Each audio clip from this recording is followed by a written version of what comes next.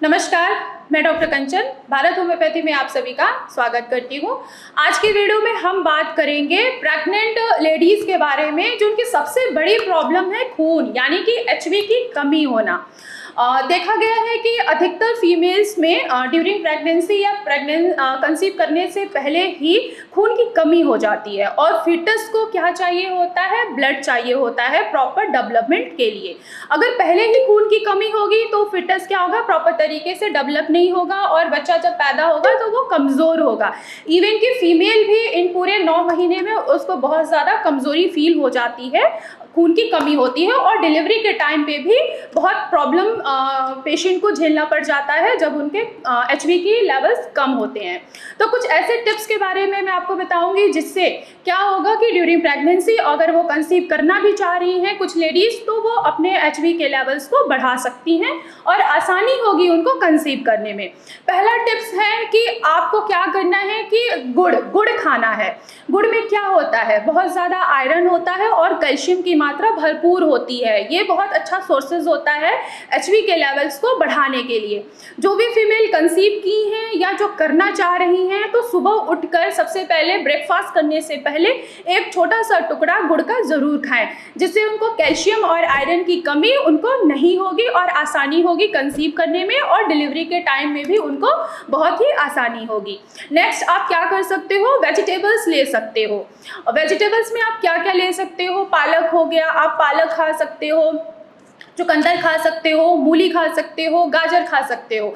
इनमें आयरन और कैल्शियम की मात्रा बहुत ही ज़्यादा होता है। ये सारे सोर्सेस होते हैं आयरन की कमी को और कैल्शियम की कमी को पूरे करने के लिए।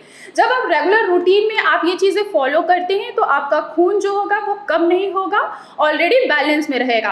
और पहली बात तो मैं आपको ये बता दूं कि जितने भी फीमेल्स हैं जो कंसीव करना चाह रही हैं या जो कंसीव की हैं, तो उनका खून का लेवल कितना होना चाहिए, यानी कि एचबी का लेवल कितना होना चाहिए, 12 ग्राम। इतना तो खून उनके बॉडी के अंदर होना ही चाहिए।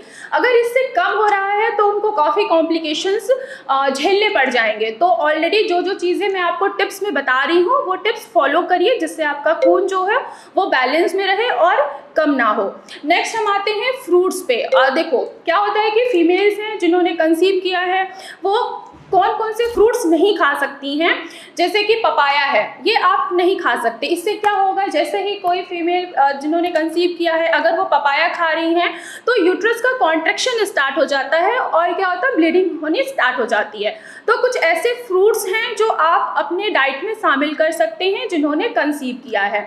आप वो फ्रूट शामिल कर सकते हैं जो एयर के कांटेक्ट में आकर वो ब्लैक हो जाते हैं, जैसे कि अनार, एप्पल, बनाना। आप ये चीज़ें अगर अपने डेली रूटीन में शामिल करते हैं तो खून की कमी आपको नहीं होगा और कैल्शियम की मात्रा जो होगी वो भी आपका बैलेंस में रहेगा और आपको कोई भी प्रॉब्लम फेस करनी नहीं पड़ सकती है। अगर आप कंसीव करने की सोच रहे हैं तो फर्स्ट ऑफ ऑल आपको ये ज़रूर देखना है कि आपके बॉडी में आखिर एचबी का लेवल कितना जा रहा है।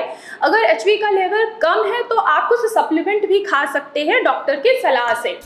फिर भी अगर आप ये सारे टिप्स फॉलो करने के बाद भी अगर आपको खून की कमी हो रही है तो क्या होता है, ब्लड का ट्रांसफ्यूज़न होता है जिससे डिलीवरी करने में कोई भी प्रॉब्लम नहीं आएगी।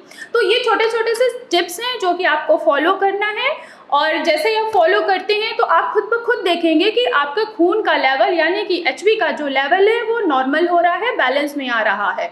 आशा करती हूँ कि आज की ये वीडियो आपके लिए काफ़ी हेल्पफुल होगी जो फीमेल्स कंसीव करना चाह रही हैं या जिन्होंने कंसीव कर रखा है, जिससे उनको खून की कमी हो रही है। तो ये चीज़ें आप फॉलो करके आराम से अपने खून के लेवल को बैलेंस कर सकते हैं।